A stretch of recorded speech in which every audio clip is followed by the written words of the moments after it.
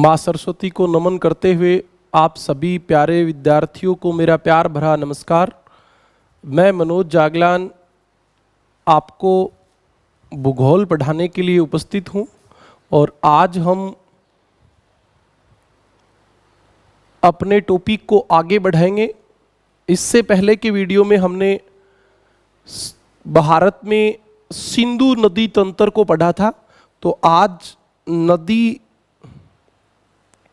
भाग 2 दूसरे वीडियो में हम क्या पढ़ेंगे, गंगा नदी तंत्र को।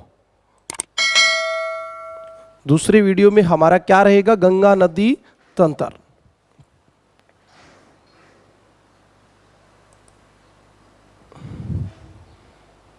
गंगा नदी तंत्र, आज हम गंगा नदी तंत्र की बात करेंगे। इसमें हम पढ़ेंगे गंगा नदी कहाँ से निकलती है, उस नदी तंत्र में कौन सी नदियां हैं, कौन सी नदी हिमालय से आती हैं, कौन सी नदी प्रायद्वीपीय पठार से आती हैं, कौन सी नदियां दाईं ओर से मिलती हैं, कौन सी नदी बाईं ओर से मिलती हैं, किस नदी पर कौन सा बांध बना हुआ है, ये सारी बातें आज हम करेंगे।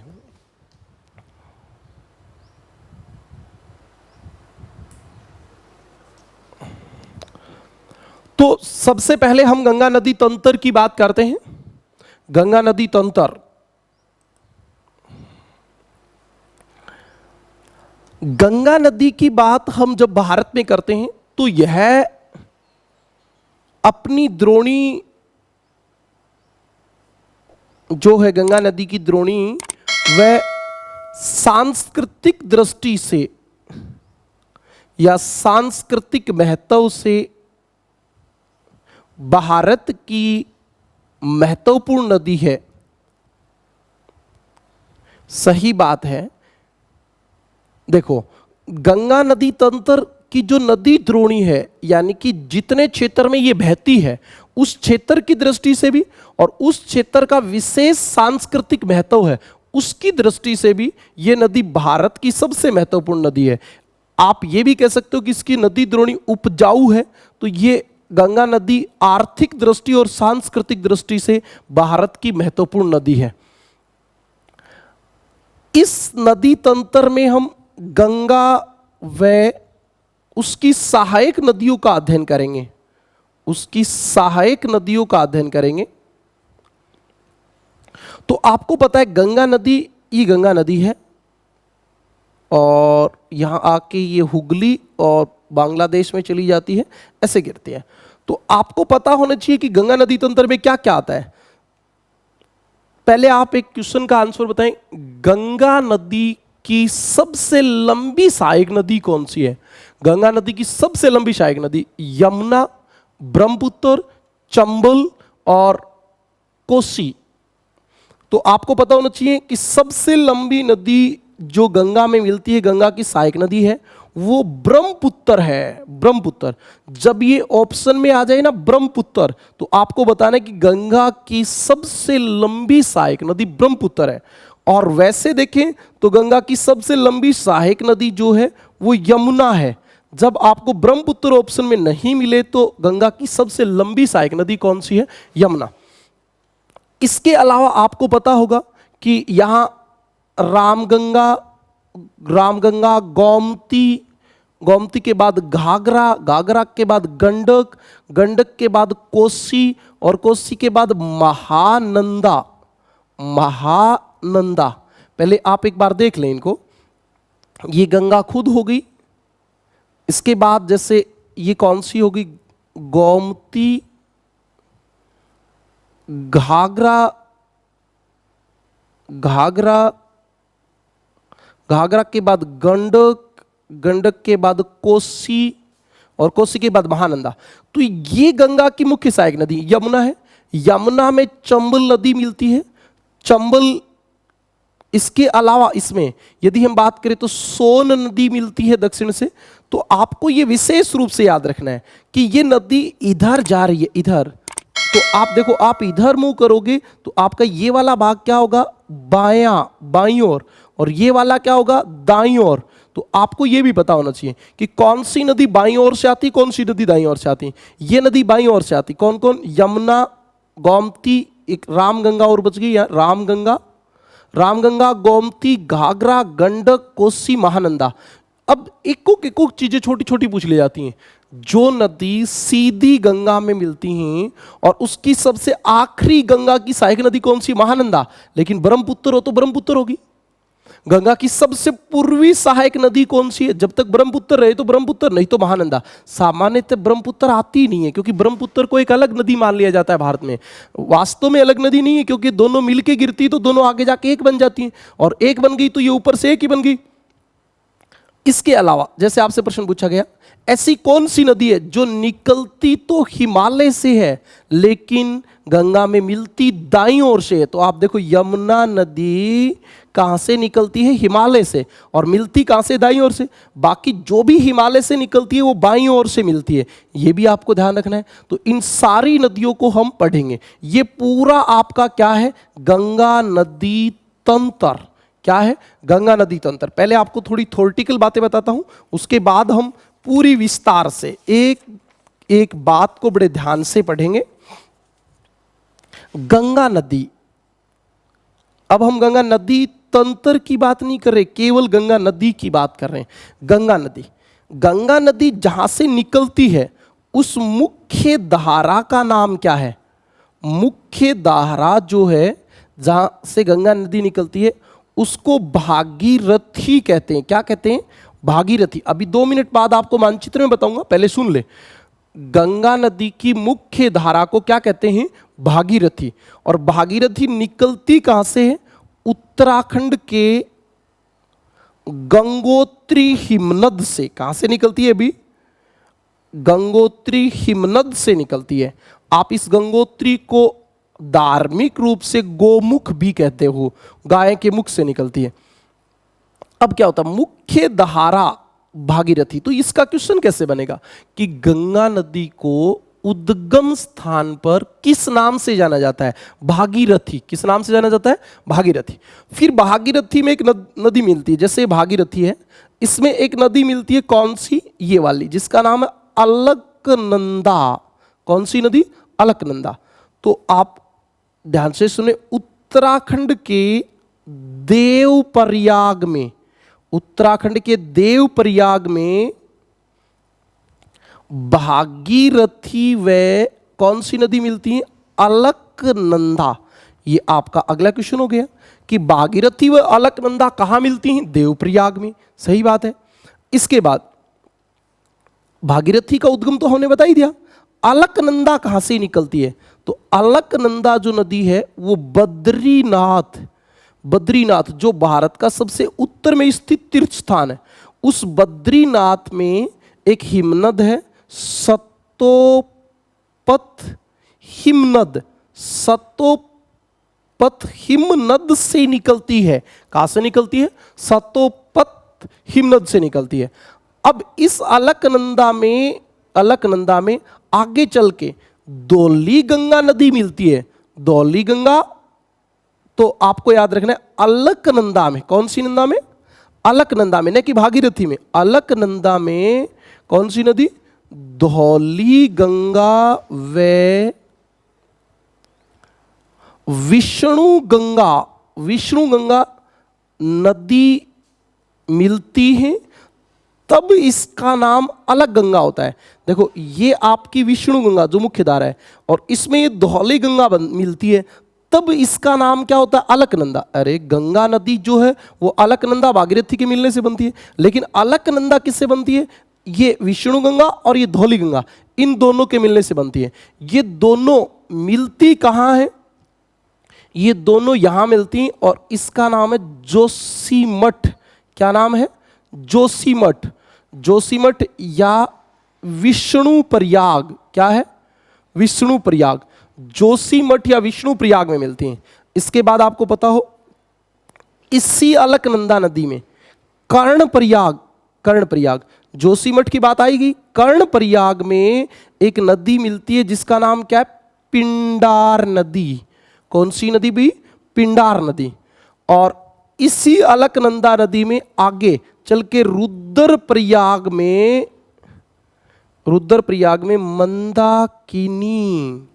मंदाकिनी, इसी मंदाकिनी का नाम होता है काली गंगा नदी मिलती है, काली गंगा नदी मिलती है। आपको जो मैंने अभी बात बताई है उनको थोड़ा ध्यान से सुने कि देवप्रयाग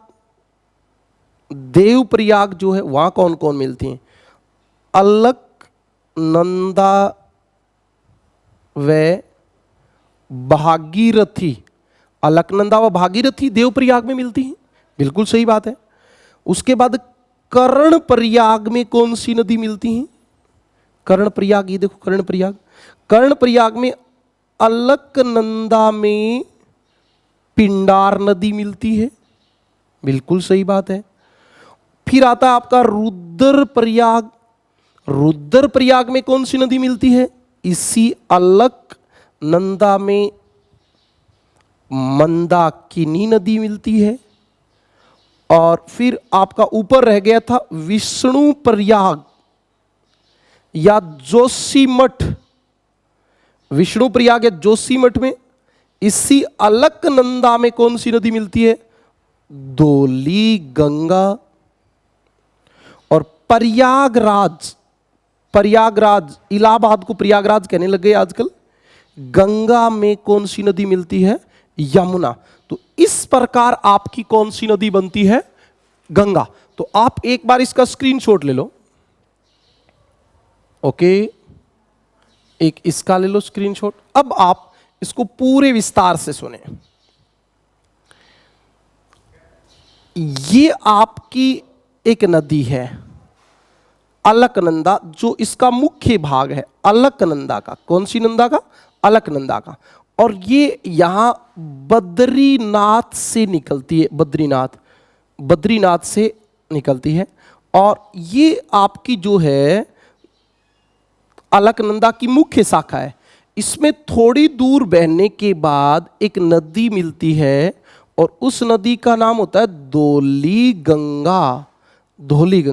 ये धौली गंगा और ये दोनों मिलती कहां हैं? विष्णुप्रयाग में। कहां मिलती हैं? विष्णुप्रयाग में। फिर देखो, थोड़ी दूर चलने के बाद विष्णुप्रयाग के बाद क्या आता है?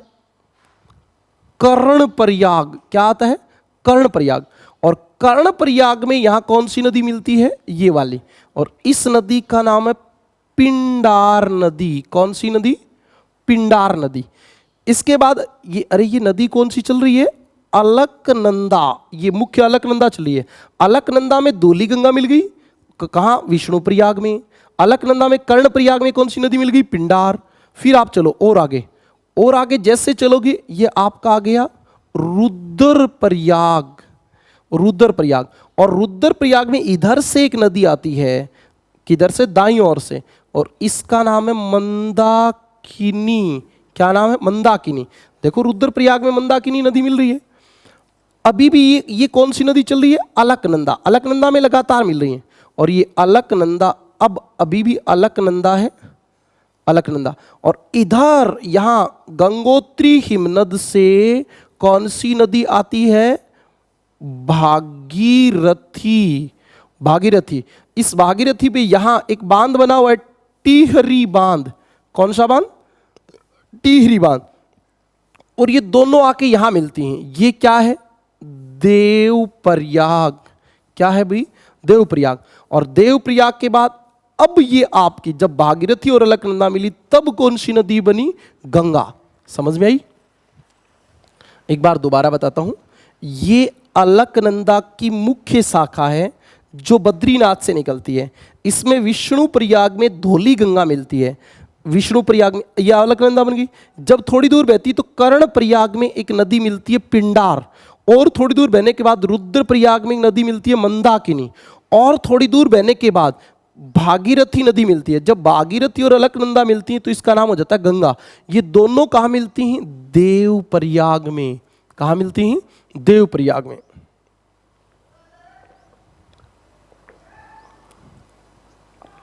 उसके बाद देखें, गंगा नदी ऋषिकेश, ऋषिकेश के बाद हरिद्वार, हरिद्वार में गंगा नदी मैदान में प्रवेश कर जाती है और उसके बाद ये आपका इलाहाबाद या प्रयागराज, और प्रयागराज में यहाँ से आके एक नदी मिलती है और इस नदी का नाम है यमुना, यमुना प्रयागराज।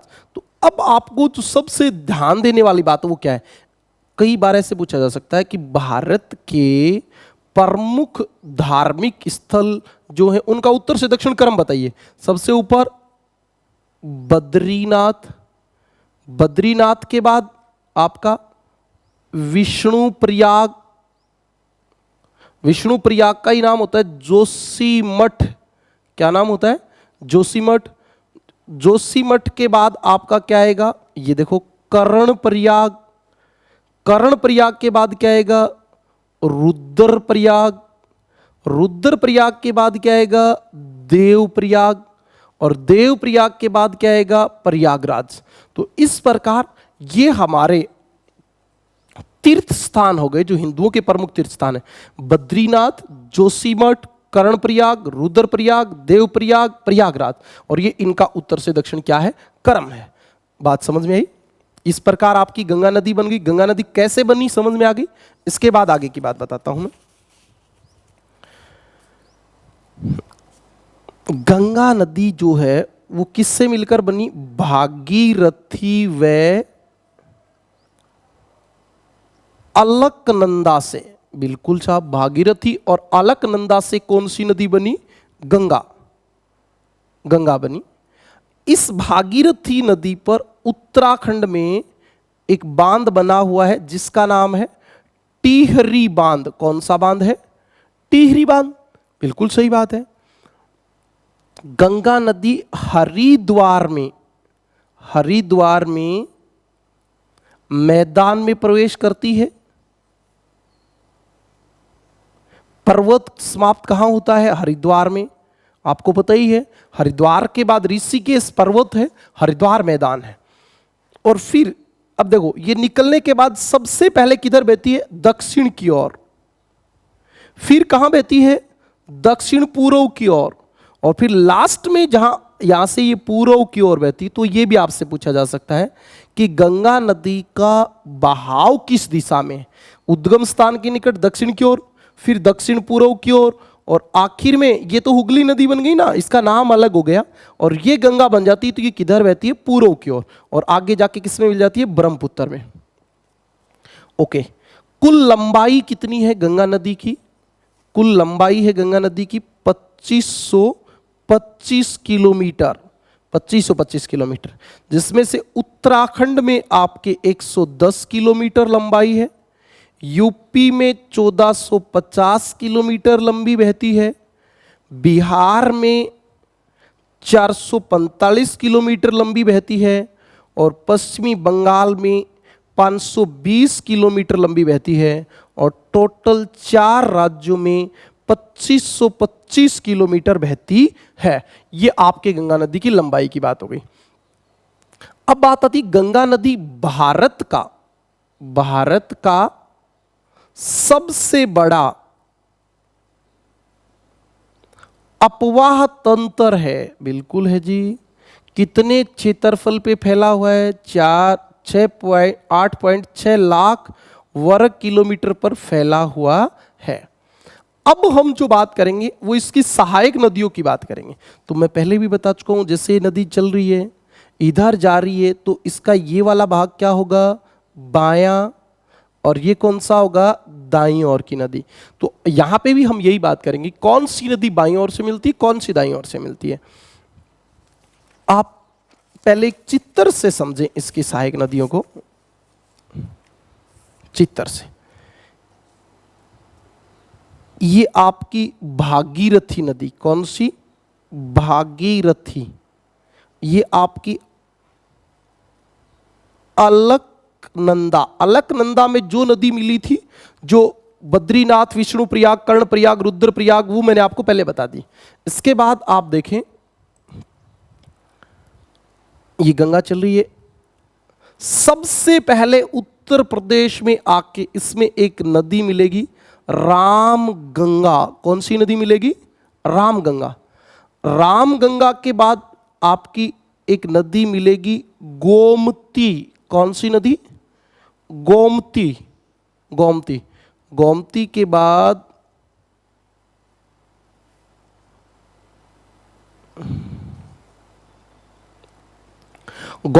बाद नदी मिलेगी घाघरा। कौन सी नदी मिलेगी? घाघरा। घाघरा के बाद आपकी यहां से एक ऐसे नदी आती है, कौन सी? गंडक। गंडक। गंडक के बाद एक नदी आती है कोसी। कोसी। कोसी के बाद नदी आती है महानंदा, जो गंगा में मिलने वाली आखिरी सहायक नदी है, यदि हम ब्रह्मपुत्र को अलग माने तो। और ये गंगा में मिलने वाली वैसे आखिरी नदी ब्रह्मपुत्र। ब्रह्मपुत्र। इधर से पहली नदी आपकी यहां प्रयागराज में, कहां पे? प्रयागराज में मिलती है यमुना। यमुना में यहां से एक नदी मिलती है चंबल। चंबल में एक नदी मिलती है बनास। ये चंबल की बात है, चंबल में बाद में करेंगे। इसके बाद गोमती से थोड़ा पहले वाराणसी के पास, वाराणसी के पास एक नदी मिलती है टोंस। कौन सी नदी मिलती है? टोंस। और घाघरा जो नदी है वो गंगा में कहाँ मिलती है? छपरा के निकट। छपरा के निकट।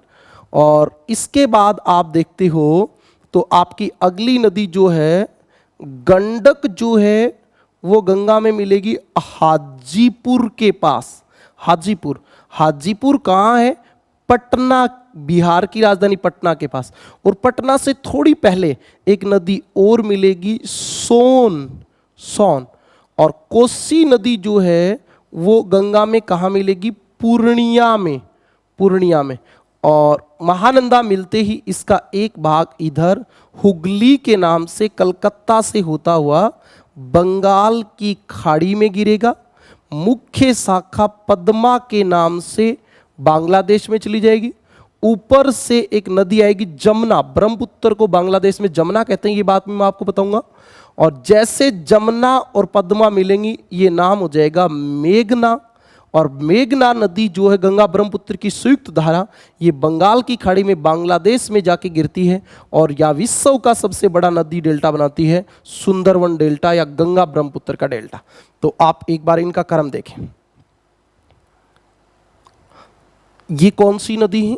दाईं ओर की। और ये कौन सी नदी है? बाईं ओर की। ये कौन सी नदी है? हिमालय से आने वाली। सभी कहां से आएंगी? हिमालय से। ये कहां से आएंगी? प्रायद्वीपीय पठार से, क्योंकि प्रायद्वीपीय पठार और हिमालय के बीच में मैदान एक नीचा भाग है, तो दोनों ओर से नदी आती हैं। आप इनका पश्चिम से पूर्व सही क्रम भी याद रखिए, क्योंकि गंगा भारत की सबसे महत्वपूर्ण नदी है। कौन कौन सी? पश्चिम से पूर्व भागीरथी, अलकनंदा, रामगंगा, गोमती, घाघरा, गंडक, कोसी, महानंदा, ब्रह्मपुत्र। ब्रह्मपुत्र गंगा की सहायक नदी है, मानते नहीं है वो एक अलग बात है, जब ऑप्शन में आ जाए तो माननी पड़ेगी। और दाईं ओर से कौन मिलती है? तो यमुना। यमुना हिमालय से आती है और दाईं ओर से मिलती है। एकमात्र ऐसी नदी जो आती हिमालय से है और किस में मिलती है? गंगा में। यमुना गंगा की सबसे पश्चिमी सहायक नदी है। यमुना के बाद दाईं ओर से कौन मिलती है? टॉन्स। सीधी गंगा में मिलती है टॉन्स। टॉन्स। चंबल, बेतवा, केन, ये बेतवा, केन, ये चंबल यमुना में मिलती हैं। बेतवा और केन ये यमुना में मिलती हैं, इसमें सीधी नहीं मिलती। सोन, ये आपकी गंगा की सहायक नदी हैं। आप इसका एक स्क्रीनशॉट ले लो तो आपके ये बहुत काम आएगा। जो बच्चा सिर्फ पढ़ने के लिए जुड़ा है उसको बड़ा आनंद आएगा। जी, अब मैं आपको आगे की बात बताता हूं। गंगा नदी लगातार आ रही, यहां तक की बात क्लियर हो गई सहायक नदियों समेत। तो आप देखिए पश्चिमी बंगाल में एक स्थान है फरक्का, फरक्का। और आपको पता भी है फरक्का में दो बांध भी बना हुआ है, फरक्का बांध। तो फरक्का के पास गंगा नदी दो शाखाओं में बढ़ जाती है। कितनी शाखाओं में? दो, एक हुगली और एक पद्मा। तो फरक्का में गंगा नदी दो भागों में बट जाती है। सही बात है। हुगली नदी पश्चिमी बंगाल से होकर कलकत्ता के पास बंगाल की खाड़ी में गिरती है। और आपको पता हो तो हुगली नदी को पश्चिम बंगाल में विश्वासघाती नदी भी कहते हैं। क्या कहते हैं? विश्वासघाती नदी कहते हैं। और यहीं पे यहां एक बांध बना हुआ है। कौन सा? फरक्का बांध, जो मैंने सामान्य परिचय में बताया भी था। फरक्का बांध भारत और बांग्लादेश के मध्य विवादित है, क्योंकि बांग्लादेश कहता है कि इस फरक्का बांध से हम ज्यादा पानी रोकते हैं और बांग्लादेश में पानी नहीं जा पाता है। मुख्य शाखा गंगा की जो बांग्लादेश में प्रवेश करती है उसको भागीरथी भी कहते हैं, और बांग्लादेश में इसी भागीरथी को पद्मा कहा जाता है। मैं आपको जो बात बता रहा हूं उसको ध्यान से सुने। यहां से गंगा नदी दो शाखाओं में बटी, तो जो मुख्य शाखा भारत में जब तक बहती इसका नाम भागीरथी होता है, बांग्लादेश में जाते ही पद्मा हो जाता है। तो हम सीधा पद्मा ही कह देते हैं इसको। भागीरथी या पद्मा होती, बांग्लादेश में इसको पद्मा कहते हैं। और फिर होता क्या है देखो, अंत में गंगा बांग्लादेश में क्या है? पद्मा। व जमुना कौन है? ब्रह्मपुत्र आपस में मिल जाती हैं। बिल्कुल, ये पद्मा और ये जमुना। पद्मा कौन है? गंगा। जमुना कौन है? ब्रह्मपुत्र। दोनों आपस में मिल जाती हैं, और दोनों आपस में मिलते ही इसका नाम क्या हो जाता है? मेघना। और फिर ये बंगाल की खाड़ी में गिरती हैं। लेकिन बंगाल की खाड़ी में गिरने से पहले ये अनेक शाखाओं में बढ़ जाती हैं, और इनको अलग अलग नामों से जाना जाता है। और ये यहाँ विश्व का सबसे बड़ा डेल्टा बनाती है। सबसे बड़ा डेल्टा, जिसका क्षेत्रफल है 51,306 वर्ग किलोमीटर। 51,306 वर्ग किलोमीटर। और आपको पता हो तो इस डेल्टा पर मैंग्रोव वनस्पति पाई जाती है, और रॉयल बंगाल टाइगर पाए जाते हैं। ये आपकी खास बात थी। और इस नदी को भारत की अर्थव्यवस्था की रीढ़ कहते हैं। भारत की अर्थव्यवस्था की रीढ़, backbone of the economy in India, आपको याद रहना चाहिए। और ये भारत की पवित्र नदी है, बिल्कुल। और 40% जनसंख्या गंगा के क्षेत्र में, गंगा की घाटी में निवास करती है। तो आप एक बार इसको स्क्रीनशॉट ले सकते हो। सबसे पहले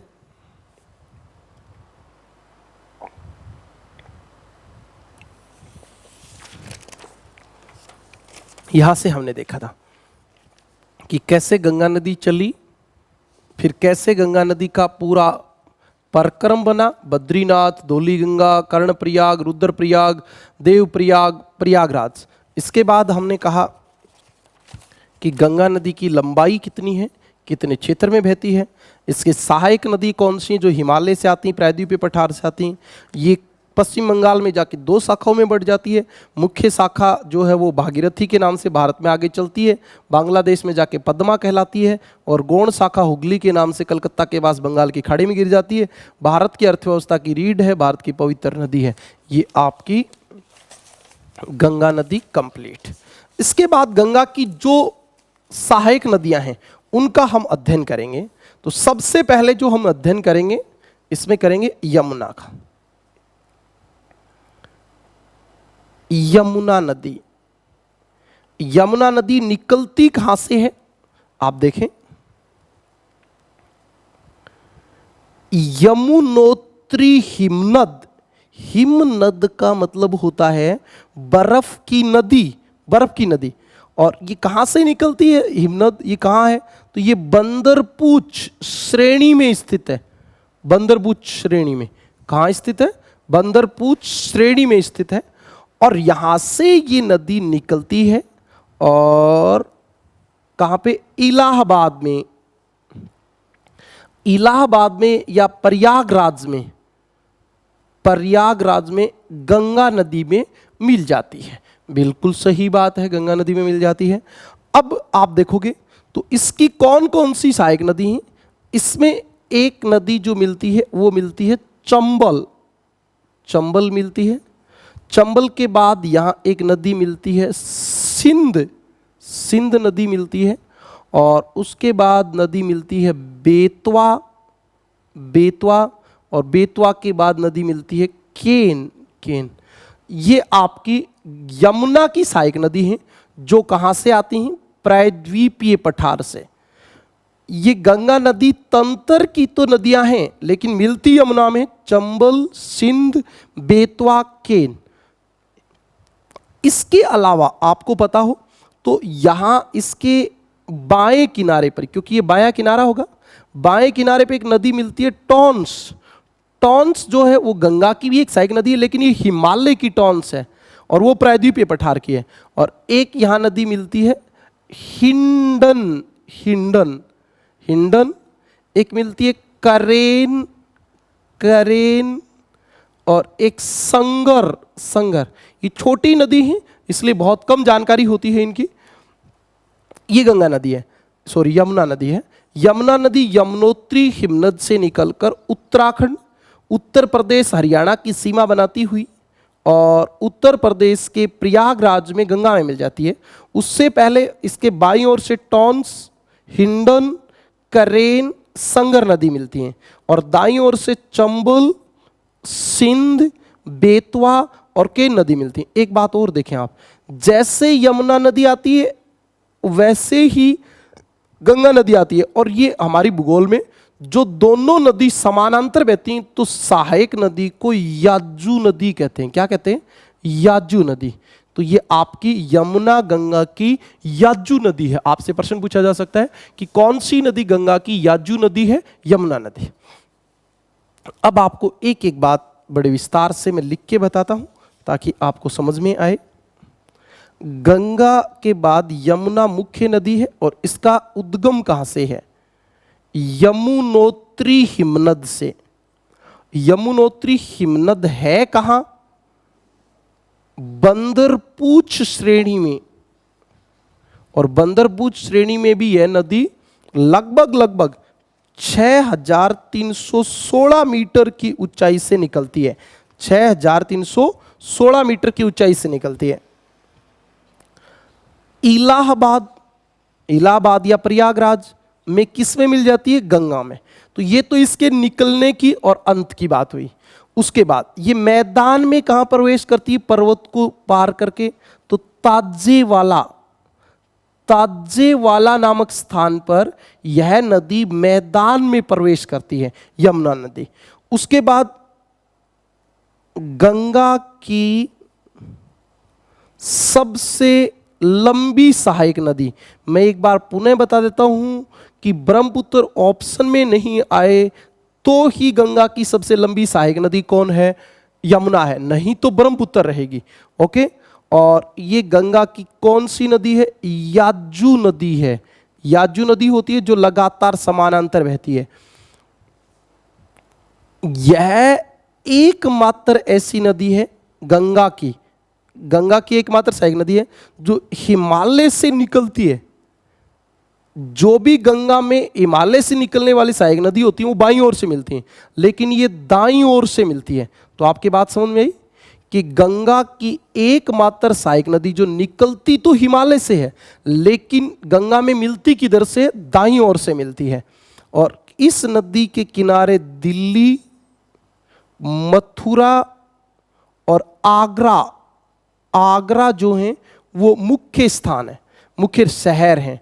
अब यहां से एक प्रश्न पूछा जा सकता है कि यमुना नदी का सबसे प्रदूषित भाग कहां है? तो आप लोग बताओगे दिल्ली, जबकि सबसे प्रदूषित भाग यमुना नदी का कहां है? मथुरा में है। मथुरा में, दिल्ली हमारी राजधानी होने के कारण चर्चा में रहता है, ज्यादा प्रदूषित भाग मथुरा में है। इसकी लंबाई कितनी है? 1385 किलोमीटर। सहायक नदी मैंने बताई दी आपको, दाएं किनारे की और बाएं किनारे की। तो बाएं किनारे की टॉन्स, हिंडन, करेन और संगर, और दाएं किनारे की कौन सी? चंबल, सिंध, बेतवा और केन। अब देखो, ये जो नदी है ये उत्तराखंड में बहती है। उत्तराखंड के बाद ये हरियाणा व यूपी की सीमा बनाती है। हरियाणा व यूपी की क्या बनाती है? सीमा बनाती है। हरियाणा में बहती नहीं है, हरियाणा की पूर्वी सीमा से बहती है। याद रखें, हरियाणा के बच्चे विशेष रूप से ध्यान रखें। ओके, उसके बाद देखो, ये जो नदी है, इस नदी की एक सहायक नदी है बेतवा। तो हम बेतवा को नहीं पढ़ेंगे, ये भारत लेवल पे कोई बहुत इंपॉर्टेंट नहीं होती। बेतवा नदी पे एक परियोजना बनी हुई है माता टीला। यह आपके लिए काम की बात है कि माता टीला परियोजना किस नदी पर बनी हुई है? तो माता टीला परियोजना बेतवा नदी पर बनी है। बेतवा नदी निकलती कहां से है? मध्य प्रदेश में विंध्याचल पर्वत से, विंध्याचल पर्वत से निकलती है और हमीरपुर में यमुना में मिल जाती है। ये मैंने आपको बता दिया। एक बेतवा नदी पर ही यूपी में एक बांध और बना हुआ है और उस बांध का नाम है लक्ष्मीबाई बांध। लक्ष्मीबाई बांध। तो ये आपकी यमुना की सारी बातें हो गई। यमुना नदी कहाँ से निकलती है?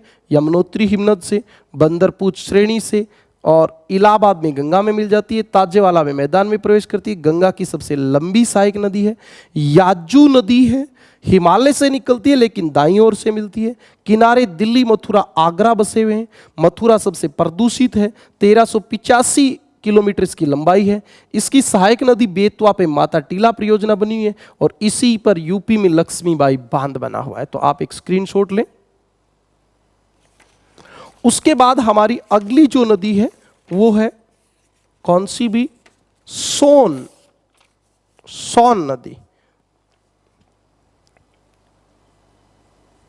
क्योंकि हम गंगा की सहायक नदियों के साथ साथ आप देख रहे हो कि हम गंगा की सहायक नदी पढ़ रहे थे। सोन जो है वो इसकी यमुना की सहायक नदी है। हमने गंगा की सहायक नदी में यमुना पढ़ा। यमुना में मैंने बेतवा की बात बता दी, दो इंपॉर्टेंट थी वो। अब हम सीधा सोन नदी पढ़ेंगे। सोन नदी कहां से निकलती है? उद्गम। सोन नदी दाईं ओर से मिलती है तो प्रायद्वीपीय पठार से निकलेगी और प्रायद्वीपीय पठार में ये अमरकंटक की पहाड़ी, अमरकंटक की पहाड़ी कहां है? अमरकंटक की पहाड़ी एमपी में, मध्य प्रदेश में।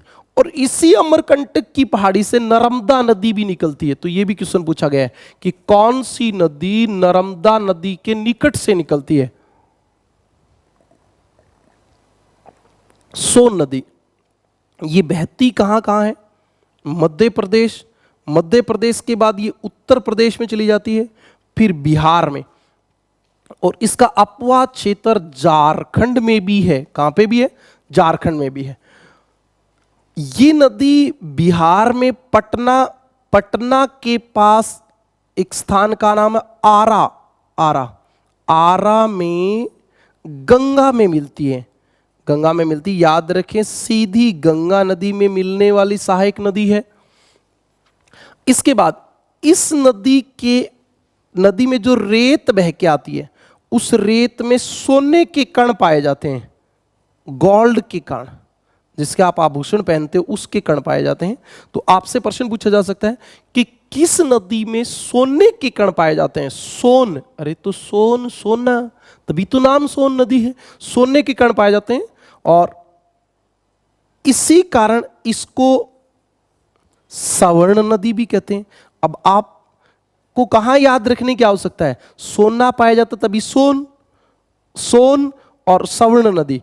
एक हमारे राजस्थान में सोम नदी, सोम होती है, सोम जाखमाई की सहायक नदी, वो सोम होती, तो आप उसको भी याद रखते हो। सोम नहीं, सोने वाली सोन जो वो गंगा की सहायक नदी है, सोम जाखम माही की सहायक नदी है, इसमें सोना पाया जाता है। इसकी सहायक नदी कौन कौन सी हैं? सहायक नदी, तो एक सहायक नदी है इसकी रिहंद, एक उत्तरी कोयल नदी, कोयल, हमारे दो नदी होती हैं, एक जोहिला नदी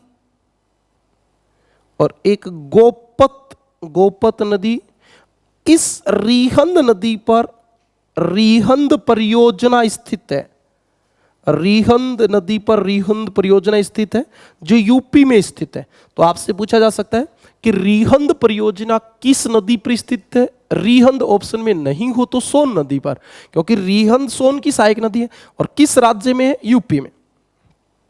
तो ये हमारी दक्षिण से जो प्रायद्वीपीय पठार से नदी आ रही थी वो कंप्लीट हो गई। अब हम गंगा की उत्तर से यानी हिमालय से आने वाली सहायक नदियों को पढ़ेंगे।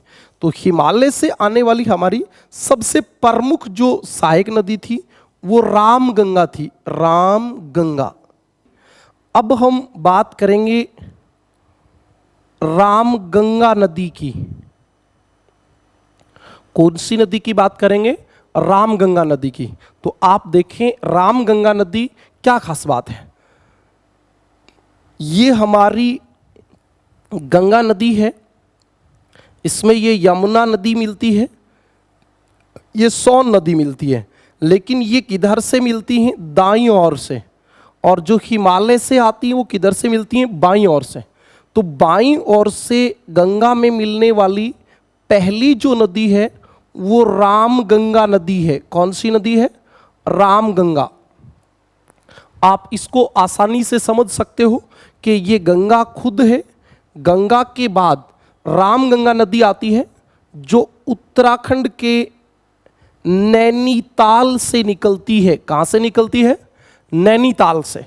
और नैनीताल से निकलने के बाद कन्नौज के निकट किस में मिल जाती है? गंगा में। और ये गंगा में बाईं ओर से मिलने वाली पहली सहायक नदी होती है। गंगा में बाईं ओर से मिलने वाली पहली सहायक नदी होती है। कुल लंबाई इसकी 596 किलोमीटर है। ओके, इसके बाद जो हम बात करेंगे रामगंगा के बाद वो बात करेंगे घाघरा नदी की। घाघरा नदी एक होती है राजस्थान में घग्गर नदी और ये है आपकी घाघरा नदी। तो आप देखें घाघरा नदी की क्या खास बात है। घाघरा नदी जो है भी ये तिब्बत के पठार में एक हिमनद है और उस हिमनद का नाम है मापचा चुंगो हिमनद। मापचा चुंगो हिमनद उस मापचा चुंगो हिमनद से निकलती है और नेपाल में, तिब्बत के बाद ये कहाँ पहुँचती है? नेपाल में। नेपाल में इस नदी को क्या कहते हैं? कर्णाली नदी। नेपाल में इसको क्या कहते हैं?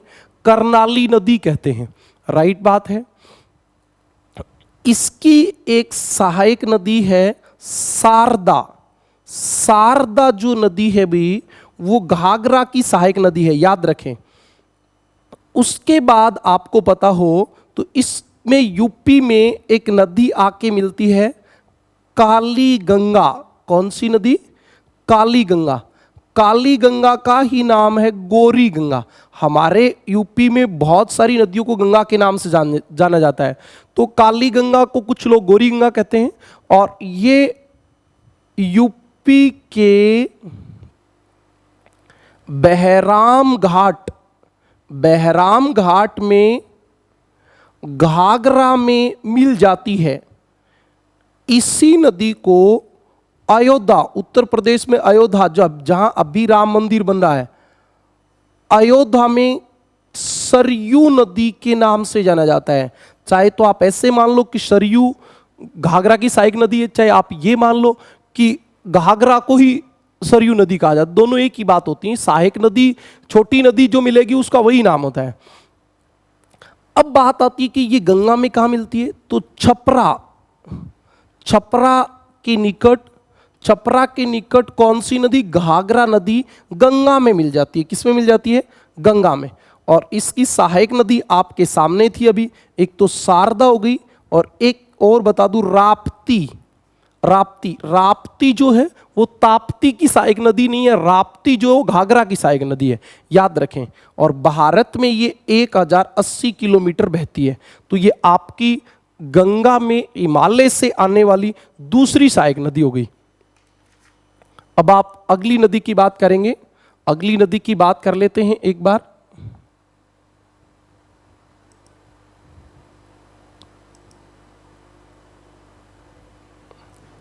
अगली नदी हमारी कौन सी है भाई घाघरा के बाद? तो गंडक। घाघरा के बाद हमारी जो अगली नदी है वो गंडक नदी है। गंडक, गंडक, गंडक नदी जो है ये स्टार्टिंग में दो धाराओं से मिलके बनती है।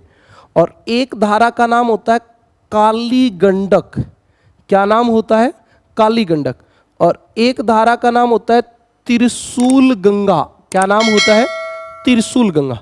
काली गंडक और त्रिशूल गंगा, ये दोनों मिलने से आपकी गंडक नदी बनती है। आपको पता हो तो ये निकलती कहां से? तो इधर एक नेपाल में चोटी होती है धौलागिरी, और इधर माउंट एवरेस्ट।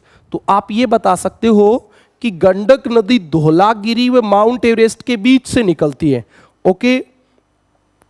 नेपाल जो है, नेपाल, नेपाल में ये क्वेश्चन पूछने वाला, नेपाल में गंडक को क्या कहते हैं?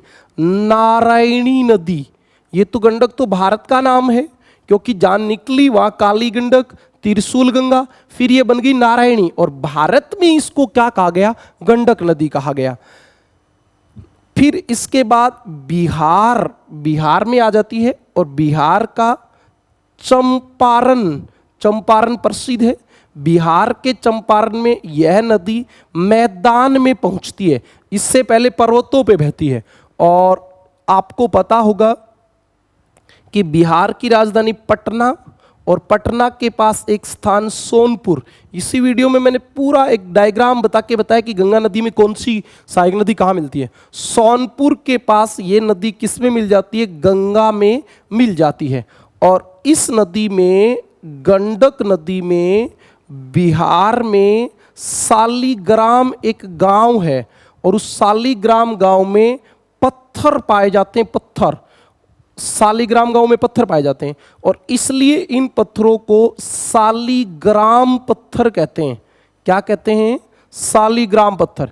ये क्वेश्चन आरपीएससी सेकंड ग्रेड 2013 में आया हुआ है।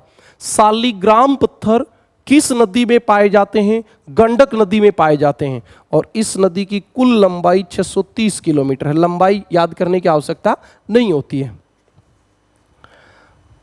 रामगंगा, घाघरा, गंडक, एक छोटी नदी बह भी गई बीच में, फिर बता देता हूं। ये गंगा है, इसमें पहले नदी मिलती है कौन सी? रामगंगा। रामगंगा के बाद मिलती है गोमती। गोमती के बाद मिलती है घाघरा। घाघरा के बाद मिलती है गंडक। गंडक के बाद कौन सी मिलती है? कोसी। और कोसी के बाद कौन सी मिलती है? महानंदा। तो ये आपकी गंगा की सहायक नदी है। हमने गोमती को बीच में छोड़ दिया। अब एक बार बता देता हूं। गोमती की खास बात देखो, ये उत्तर प्रदेश में पीलीभीत, आप जानते भी होंगे, पीलीभीत नामक स्थान से निकलती है। पीलीभीत और गाजीपुर, गाजीपुर जो है वहां पे ये गंगा में मिल जाती है। गोमती की जो सबसे इंपॉर्टेंट बात है वो सुने आप।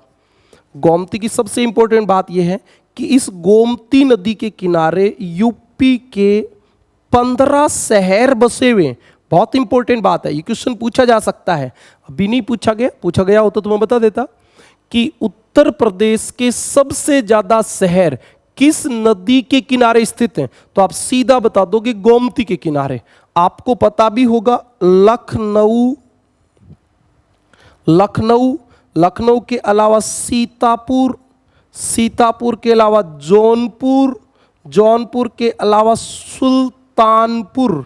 ये जो आपके शहर हैं उत्तर प्रदेश के, ये सभी के सभी किसके किनारे स्थित है? गोमती के। तो हमने रामगंगा, गोमती, घाघरा, गंडक, रामगंगा, गोमती, घाघरा और गंडक। कोसी और महानंदा की बात और करेंगे।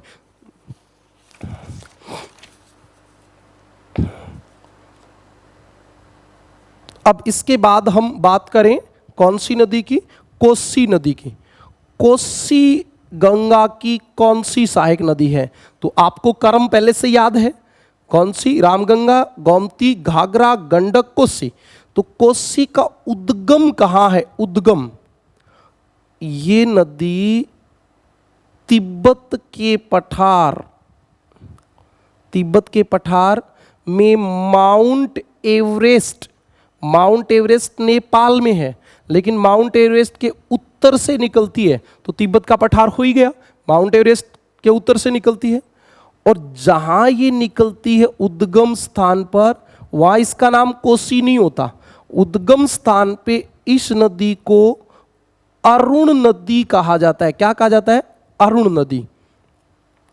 अब आप एक बात समझें, ये मुख्य हिमालय, मुख्य हिमालय में है चोटी माउंट एवरेस्ट, ये मध्य हिमालय, ये शिवालिक हिमालय। तो ये नदी यहां से निकलेगी और यहां से निकल के ऐसे आएगी। तो आप देखो ये हिमालय जो हैं, मुख्य हिमालय बनते ही निकलनी शुरू होगी, मध्य हिमालय और शिवालिक हिमालय को काट के आएगी। और इसलिए ये कैसी नदी है? पूर्ववर्ती नदी। पूर्ववर्ती वो होती है जो अपने रास्ते में, अपने मार्ग में बनने वाली स्थलाकृतियों के बनने से पहले से वहां से बह रही है और उसके ऊपर उन स्थलाकृतियों का कोई प्रभाव नहीं पड़ा। ओके, इसके बाद आप देखें तो मध्य हिमालय, ये मध्य हिमालय पार करने के बाद इसमें दो नदी मिलती, एक ये एक ये। आप देखें इधर वाली जो नदी होती है पश्चिम वाली, उसका नाम होता है सोन कोसी। बहुत बारीकी की बात है। मध्य हिमालय को पार करने के बाद मध्य हिमालय से एक नदी आती है सोन कोसी, वो इसमें मिलती है। और इधर से एक नदी आती है तमूर कोसी, यानी कि जहां निकली वहां इसका नाम अरुण नदी। फिर मुख्य हिमालय को पार किया, मध्य हिमालय को पार किया, मध्य हिमालय को पार करते ही सोन कोसी और इधर से तमूर कोसी, दोनों नदी आके मिल गई। फिर ये आगे बढ़ी, जैसे ये आगे बढ़ी दोनों कोसी मिलने के बाद, उसके बाद इसका नाम हो गया सप्त कोसी। सप्त कोसी, कोसी तो हम भारत में मोटे तौर पे कहते हैं, सप्त कोसी बन गया। और ये सप्त कोसी जो नदी है ये बिहार के पूर्णिया के पास, बिहार के पूर्णिया में गंगा में मिल जाती है। और हम इतनी सारी कोसियों को एक ही नाम से जानते हैं, कोसी। अब होता क्या है, माउंट एवरेस्ट के पास से निकलती है, इसमें ढाल तेज है। अब ढाल तेज होने से क्या होता है, कभी तो ये नदी कहीं से बहना शुरू कर देती, कभी तो ये मार्ग परिवर्तन बहुत करती है। मार्ग परिवर्तन, ये बात मैंने पिछले वीडियो में बताया भी है कि भारत में सबसे ज्यादा मार्ग परिवर्तन कोसी, सबसे ज्यादा अपर्दन ब्रह्मपुत्र, सबसे ज्यादा बीहड़ चंबल नदी बनाती है। तो ये मार्ग परिवर्तन करती है और इसलिए बिहार में बाढ़ आती है और इसी कारण इसको बिहार का शोक कहते हैं। क्या कहते हैं? बिहार का शोक। पूर्ववर्ती नदी है, लंबाई कितनी है? 729 किलोमीटर। राइट बात।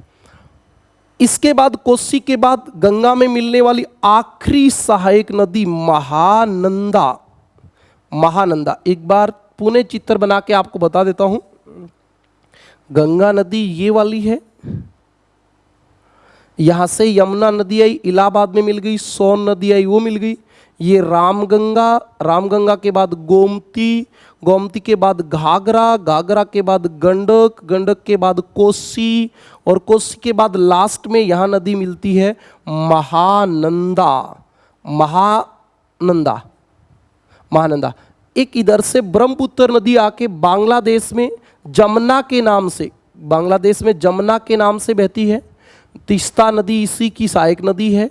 और जमुना नदी जैसे बन जाती है तो आपको पता है ये यहाँ गंगा की एक नीचे वाली नदी का नाम होता है हुगली, जो कलकत्ता में चली जाती है, इसका नाम होता है पद्मा। और ये दोनों आपस में मिल जाती हैं और इसके बाद इसको कहते हैं मेघना। तो आपको यहाँ ये भी याद रखना है कि वास्तव में देखें तो गंगा की सबसे पूर्वी सहायक नदी ब्रह्मपुत्र है। लेकिन ऑप्शन में मैंने आज तक इतने सालों से मैं भूगोल पढ़ा रहा हूं, मैंने नहीं देखा है कि गंगा की सहायक सबसे पूर्वी सहायक नदी में ब्रह्मपुत्र ऑप्शन दिया गया हो, नहीं दिया जाता। दिया जाए तो गंगा की सबसे पूर्वी सहायक नदी ब्रह्मपुत्र है, ये नहीं दिया जाए तो महानंदा है। तो इसकी सबसे खास बात, महानंदा निकलती कहां से, तो पश्चिमी बंगाल में ही दार्जिलिंग की पहाड़ी से। कहां से निकलती है? दार्जिलिंग की पहाड़ी से। और जहां पश्चिम बंगाल में फरक्का बांध बना हुआ है, आपको पता भी होगा फरक्का बांध भारत और बांग्लादेश के मध्य विवादित है, और उस फरक्का बांध के पास महानंदा नदी मिलती है। यह गंगा में मिलने वाली आखिरी सहायक नदी है। इस हुगली में एक नदी और मिलती है इधर से, दामोदर, तो आप इसको भी गंगा की सहायक नदियों में पढ़ सकते हो। तो मैं आपको दामोदर भी यही बता देता हूं। बहुत सारे बच्चों को बहुत जल्दबाजी रहती है कि सर भूगोल में नदी 5 ही मिनट में पूरी हो जाए। बेटा 5 मिनट में पढ़ाने वाले मास्टर भी आपको खूब मिल जाएंगे, आप खुद भी पढ़ सकते हो, एक पेज में आपको नोट्स भेजने वाले भी खूब मिल जाएंगे। लेकिन ऐसा नहीं होता है। जब पेपर में क्वेश्चन आता है तो वो बहुत इंपॉर्टेंट होता है, एक एक क्वेश्चन की बड़ी इंपॉर्टेंस होती है। आप एक बात समझें, जैसे आपको एक एग्जाम्पल बताता हूँ, सामान्य एग्जाम्पल। कोई भी पेपर 100 नंबर का है, 100 अंक का है, तो 60 अंक सभी के आने हैं, 60 अंक सभी के आने हैं, और जिसके 65 अंक आ जाएंगे उसका सिलेक्शन हो जाएगा। तो ये मामला जो 5 अंक का होता है, इस 5 अंक की लड़ाई होती है। इस 60 तक तो पहुंचेगा, जिसके 20 नंबर आने हैं उसके कोई फर्क नहीं पड़ना कि दामोदर गंगा की सहायक नदी है, हुगली की सहायक नदी है, आखिरी में महानंदा मिलती है, ब्रह्मपुत्र मिलती है, कोई फर्क नहीं पड़ने वाला। उस बच्चे के लिए हम संघर्ष कर रहे हैं जो इस 5 नंबर की लड़ाई लड़ रहा है, और उसको हमें विजेता बनाना है, नौकरी दिलानी है। उसी संघर्ष को मैं आगे बढ़ा रहा हूं। मैं बार बार ये बात कहता हूं कि ये ऑनलाइन प्लेटफॉर्म पे आने का वास्तविक उद्देश्य यही है कि मैं देख रहा हूं कि आजकल YouTube चैनल पे वीडियो तो खूब मिल जाते हैं, लेकिन न तो उनका क्रम होता है, न पूरा सिलेबस होता है। तो उसी कमी को, उसी क्षतिपूर्ति को पूरा करने के लिए मैं उपस्थित हुआ हूं इस प्लेटफॉर्म पे, और आपको एक एक चीज बड़े सिस्टमेटिक ढंग से देने वाला हूं। आप लगातार जुड़े रहें। दामोदर नदी, ये दामोदर नदी यहां है। इसका उद्गम कहां है जी दामोदर नदी का? छोटा नागपुर पठार, छोटा नागपुर पठार। तो ये तो वापिस से किसकी नदी होगी? प्रायद्वीपीय पठार की बिल्कुल हो गई। लेकिन ये गंगा में नहीं, हुगली में मिलती है। हुगली गंगा की ही एक शाखा है, तो हमने पहले नहीं पढ़ा था इसको, दामोदर को अब पढ़ रहे हैं। छोटा नागपुर पठार में भी आप समझना चाहो तो ये छोटा नागपुर पठार है, इसका पूर्वी किनारा ये, और यहाँ पे भी एक स्थान है टोरी, वहां से निकलती है। और सबसे इंपॉर्टेंट बात आपके लिए, इंपॉर्टेंट की पावर 1000 बात जो आपको 1000 बार याद रखनी है कि यह नदी भ्रंश घाटी से बहती है। आप इतना ही जानते हो कि नर्मदा और ताप्ती भ्रंश घाटी से बहती हैं, दामोदर भी भ्रंश घाटी से बहने वाली नदी है। यह नदी पश्चिमी बंगाल में हुगली में मिल जाती है। बिल्कुल सही बात है, पश्चिम बंगाल में हुगली गंगा ही तो है। उसके बाद आप देखें, इस नदी को मृत नदी कहा जाता है। जो भ्रंश घाटी से बहती हैं उनको डेड वैली, मृत घाटी या मृत नदी कह देते हैं, ये भूगोल का नाम होता है। और इसकी एक सहायक नदी है बराकर। बराकर इंपॉर्टेंट बात है भई, ये बराकर नदी किसकी सहायक नदी है? दामोदर की। और दामोदर ऑप्शन में नहीं आए तो किसकी सहायक नदी है? हुगली की, क्योंकि ये इनडायरेक्ट प्रश्न होते हैं जो पूछे जा सकते हैं। इस दामोदर नदी को पश्चिमी बंगाल का शोक भी कहते हैं, क्योंकि इसमें बाढ़ बहुत आती हैं, और इसलिए इसको सौरो बंगाल कहते हैं। और इस नदी पर दामोदर घाटी परियोजना बनी हुई है, तो वो इसी नाम से है, इसलिए आपको याद करने की ज़्यादा आवश्यकता नहीं है। आप एक स्क्रीनशॉट लेंगे, उसके बाद मैं आगे की बात बताऊंगा। स्क्रीनशॉट हो गया?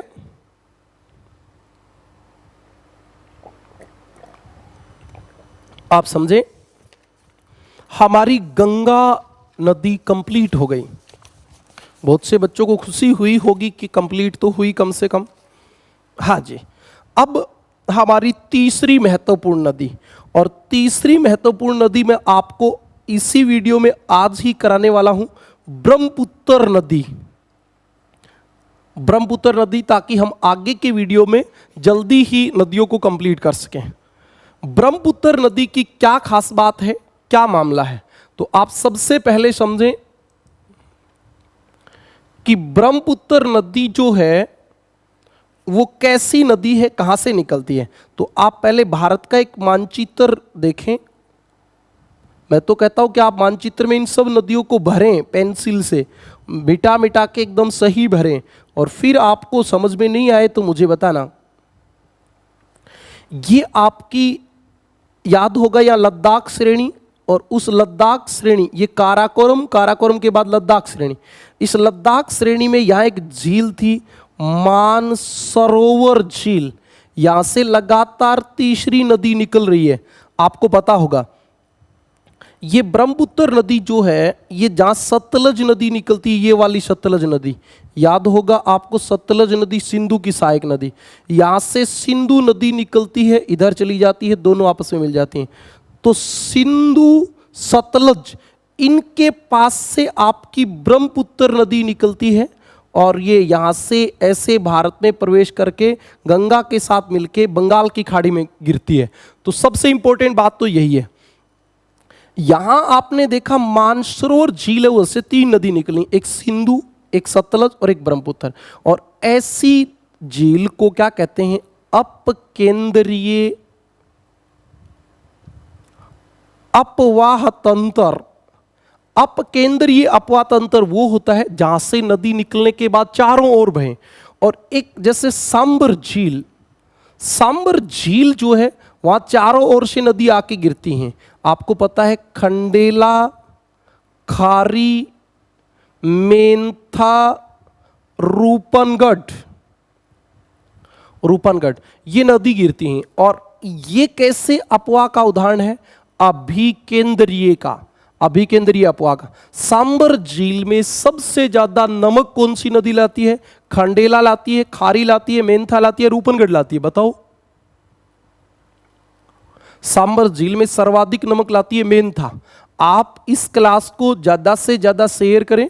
जब अच्छे बच्चे अपनी क्लास में लाइव पहुंचेंगे तो मैं इसके बाद एक स्पेशल एक सेशन करने वाला हूं जो सिर्फ राजस्थान ज्योग्राफी से संबंधित होगा, और उसमें मेरे प्रश्न होंगे, आपके उत्तर होंगे, हम लाइव सेशन करेंगे, और उसके जस्ट बाद हम राजस्थान की ज्योग्राफी भी प्रारंभ करेंगे।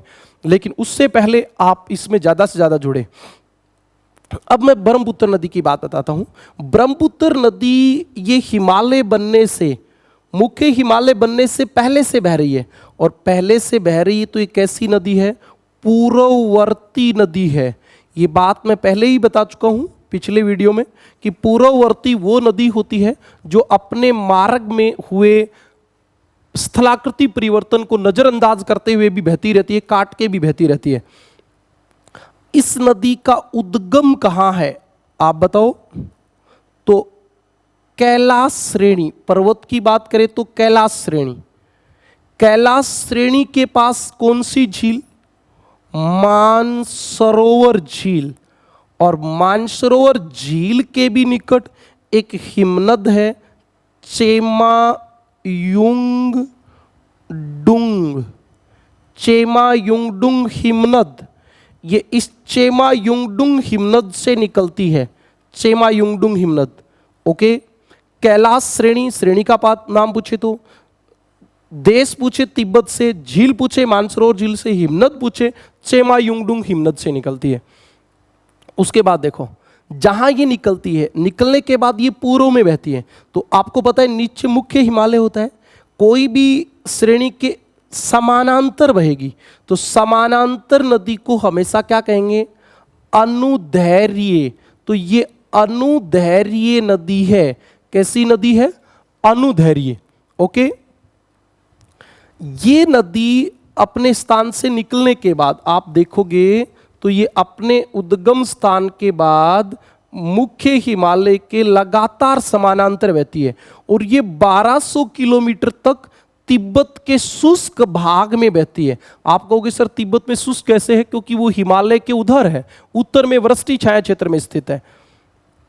इसके बाद तिब्बत में ब्रह्मपुत्र नदी को ब्रह्मपुत्र नहीं कहा जाता। ये सबसे इंपॉर्टेंट प्रश्न बनते हैं कि ब्रह्मपुत्र नदी को तिब्बत में क्या कहते हैं, अरुणाचल प्रदेश में क्या कहते हैं, असम में क्या कहते हैं, बांग्लादेश में क्या कहते हैं, समुद्र में गिरती वहां क्या कहते हैं।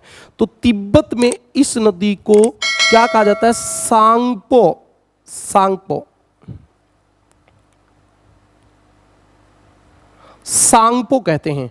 और इस सांगपो का अर्थ क्या होता है, बहुत सारे बच्चे, बहुत सारे लोग सांगपो का अर्थ बताते हैं सांप, सांप की तरह से टेढ़ा मेढ़ा बहने वाला। नहीं भाई, ये तिब्बती भाषा का अर्थ है, शब्द है, और इसका अर्थ है शोधक। वह इसको शोधक कहते हैं, रिसर्चर। ये अपने नदी मार्ग के रिसर्च के लिए निकली हुई नदी है, ऐसा वहां माना जाता है। और यह गंगा में मिलने वाली सबसे लंबी नदी है। ये बात मैं बहुत बार बता चुका हूं, क्योंकि ब्रह्मपुत्र नदी भी आखिर में गंगा नदी में मिलती है, सही बात है ये।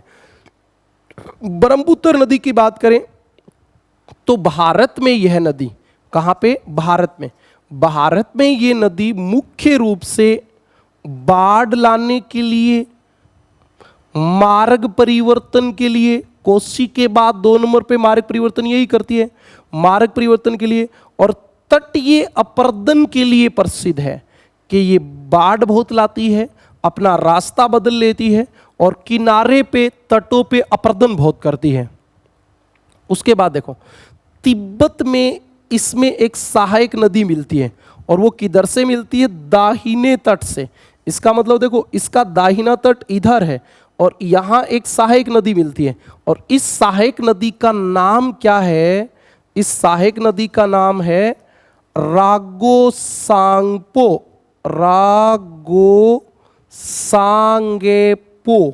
रागोसांगपो। तो आप समझ गए, तिब्बत में ब्रह्मपुत्र नदी में रागोसांगपो नदी मिलती है, जो दाहिने तट से मिलती है।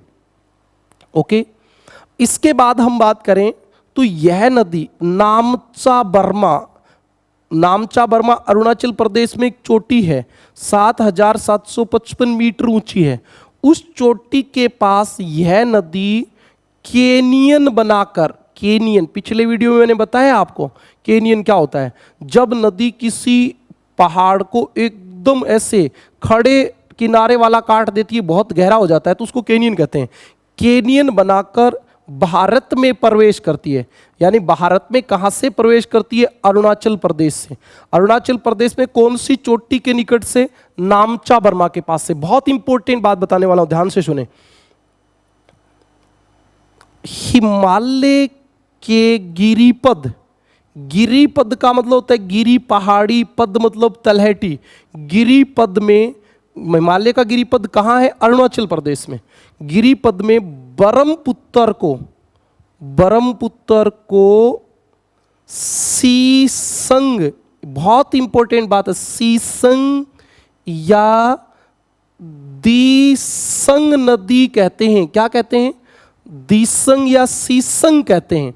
अब आपसे सीधा क्वेश्चन पूछ लिया जाएगा कि ब्रह्मपुत्र नदी जैसे ही भारत में प्रवेश करती है अरुणाचल प्रदेश में, वहां इसको किस नाम से जाना जाता है, तो आप नहीं बता पाते हो, सीसंग या दिसंग। जहां प्रवेश की, तलहटी में, जहां पर्वत से नीचे उतरी वहां पे। आगे बात देखो, इसके बाद ये जहां से भारत में प्रवेश करती है वहां के पास का बड़ा कस्बा कौन है, सदिया। तो ये सदिया के पास से भारत में प्रवेश करती है। और इसके बाद इसके बाएं किनारे से, आप समझें, ये ब्रह्मपुत्र नदी है, इसका ये वाला किनारा क्या होगा, आप बात करोगे तो दायां, आप जिधर ये चल रही उधर चल के देखो, ये दायां हो जाएगा और ये बायां हो जाएगा, बायां किनारा। तो यहां इसमें आपको बताओ तो बाएं किनारे से एक नदी मिलती है और इसका नाम होता है दिबांग या सीकांग। जिस बच्चे ने HTET 2019 PGT ज्योग्राफी का पेपर दिया था तो ये क्वेश्चन आया था कि कौन सी नदी दाएं किनारे से नहीं मिलती है, तब ये उत्तर बन रहा था। इसके बाद बाएं किनारे से एक नदी मिली दिबांग या सीकांग, और एक और किनारे एक नदी और मिलती है या लोहित, लोहित नदी। याद रखिए कौन से किनारे से मिल रही है, बाएं किनारे से दिबांग, सीकांग व लोहित नदी मिलती हैं।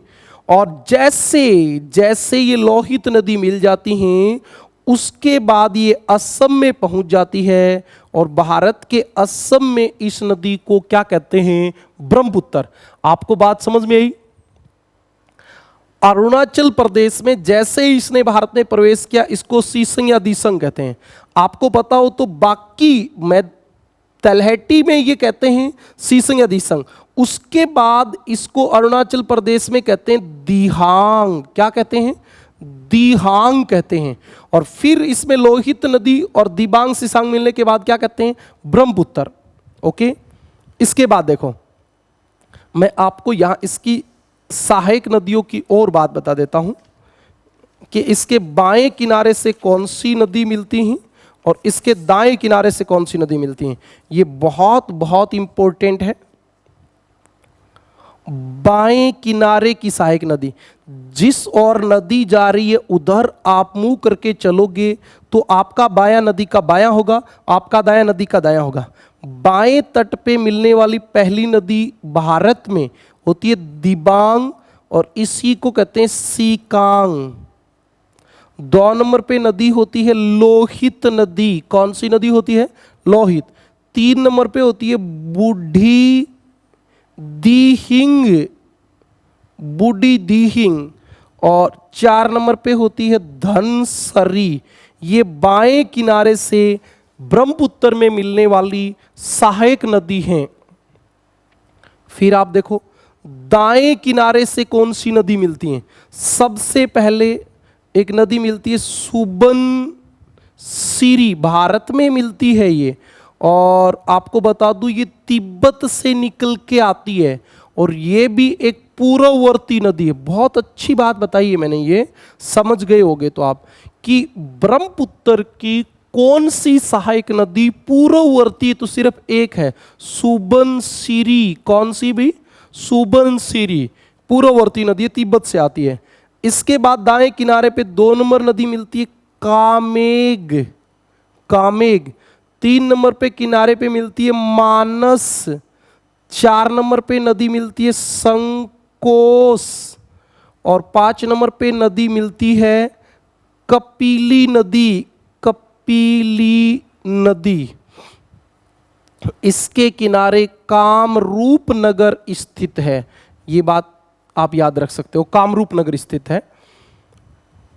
ओके, इसके बाद आप और सुने, असम में ब्रह्मपुत्र नदी जैसे मैदान में असम में ही आती है, तो असम में ढाल कम हो जाता है, तो ये नदी अनेक शाखाओं में बढ़ जाती है। ऐसे एक शाखा यहाँ से बह रही है, एक शाखा यहाँ से बह रही है, एक शाखा इधर से बह रही है, ऐसे अनेक शाखाएं हो जाती हैं। और ऐसे मार्ग को गुम्फित नदी कहते हैं। गुम्फित नदी, भाई बहुत बार ऐसे प्रश्न पूछे जाते हैं कि कौन सी नदी गुम्फित मार्ग से बहती है। वैसे तो हिमालय की नदी गुम्फित मार्ग से बहती है, लेकिन ब्रह्मपुत्र विशेष रूप से बहती है। आपको ये बात मैं ऐसे बता सकता हूं कि डिब्रूगढ़ आप जानते होंगे, डिब्रूगढ़ के पास ये नदी 16 किलोमीटर चौड़ी हो जाती है। तो आप समझो 16 किलोमीटर चौड़ी हो गई तो पूरे में पानी तो है नहीं 16 किलोमीटर में, बीच बीच में मिट्टी भी मिलेगी, धरातल भी मिलेगा, तो ये गुम्फित हो जाती है डिब्रूगढ़ के पास। और यहीं पर जैसे ये देखो, ये इसके चारों ओर पानी हो गया, यहां से पानी आ रहा है, यहां से पानी आ रहा है, तो जो बीच में धरातल हो गया, जो स्थल हो गया, इस स्थल के चारों ओर पानी हो गया, तो ये क्या हो गया? द्वीप, द्वीप। और ये विश्व का सबसे बड़ा नदी द्वीप मांजुली द्वीप। कौन सा द्वीप? मांजुली। मांजुली द्वीप कहाँ है? असम में। कौन सी नदी बनाती है? ब्रह्मपुत्र नदी। और इसका क्षेत्रफल कितना है? 1250 वर्ग किलोमीटर है, 1250 वर्ग किलोमीटर है। और ये विश्व का सबसे बड़ा नदी द्वीप है। समझ में आई बात? अभी बात लगातार चल रही है ब्रह्मपुत्र नदी की। जैसे ब्रह्मपुत्र नदी कंप्लीट होगी, आज की क्लास कंप्लीट हो जाएगी। इसके बाद देखो, ब्रह्मपुत्र नदी जो है उसमें सिल्ट का निक्षेप अत्यधिक पाया जाता है। सिल्ट का निक्षेप, सिल्ट जो है उसका निक्षेप अत्यधिक पाया जाता है। सिल्ट क्या होती है? तो बड़े पत्थर जो होते हैं वो गोलास्म होते हैं, उससे छोटे जो होते हैं वो गोलास्मिका होते हैं। इनका व्यास होता है, व्यास mm में। फिजिकल ज्योग्राफी में मैं आपको पूरी बात बताऊंगा। गोलास्मिका, फिर जैसे गुटिका, फिर आपकी कणिका के बाद बजरी के बाद रेत के बाद जैसे मर्तिका, सिल्ट, और उसके बाद पंख। तो ये सिल्ट मतलब बारीक कण ज्यादा पाए जाते हैं, इसका कहने का मतलब ये है, सिल्ट पाए जाते हैं। उसके बाद ये नदी दुबरी के पास बांग्लादेश में प्रवेश कर जाती है। कहां प्रवेश कर जाती है? बांग्लादेश में। और जैसे बांग्लादेश में प्रवेश करती है, इसके दाहिने किनारा, उधर वाला दाहिना किनारा, यहां से एक नदी आके मिलती है, तीस्ता। कौन सी नदी? तीस्ता। ये भारत में, असम में अभी क्या कहला रही थी? ब्रह्मपुत्र। ये तीस्ता आ गई। जैसे तीस्ता ब्रह्मपुत्र मिलती है, क्या कहलाती है? जमुना नदी कहलाती है। और इसके बाद ये आगे बढ़ती है, और आपको पता हो तो बांग्लादेश की राजधानी ढाका के पास, उधर से गंगा की, ये तो हुगली चली गई नीचे, और ये इधर एक नदी आ गई पद्मा। ये गंगा है, गंगा की पद्मा शाखा ढाका के पास जमुना में मिल जाती है। और जैसे जमुना में मिलती है, इसका नाम हो जाता है मेघना। और फिर ये मेघना अनेक धाराओं में बढ़ जाती है ढाल कम होने के कारण। और इनके नाम क्या होते हैं? इनके नाम अनेक धाराओं, यहां पद्मा के अलावा मधुमती, सरस्वती, और ये आपका हुगली थाई, और एक भागीरथी, ये इनके नाम हो जाते हैं। कुल लंबाई कितनी है ब्रह्मपुत्र की? 2900 किलोमीटर। भारत में कितनी है? 1340 किलोमीटर। ज़्यादा सही यही है। ये नहीं मिले तो 1448 किलोमीटर आप कर सकते हो। ये आपकी ब्रह्मपुत्र नदी कंप्लीट हो गई। आप इसको स्क्रीनशॉट में ले सकते हो। और एक बात और बताता हूँ, तीस्ता नदी जो है वो निकलती कहाँ से है? तो तीस्ता नदी सिक्किम जो हमारा है, उसकी सिक्किम में एक झील है, चोलम झील, वहां से निकलती है और ब्रह्मपुत्र में मिल जाती है। ये आपकी खास बात थी। एक बार आप स्क्रीनशॉट लेंगे, उसके बाद मैं आपको पुनः पूरी ब्रह्मपुत्र नदी रिवाइज करवाता हूं।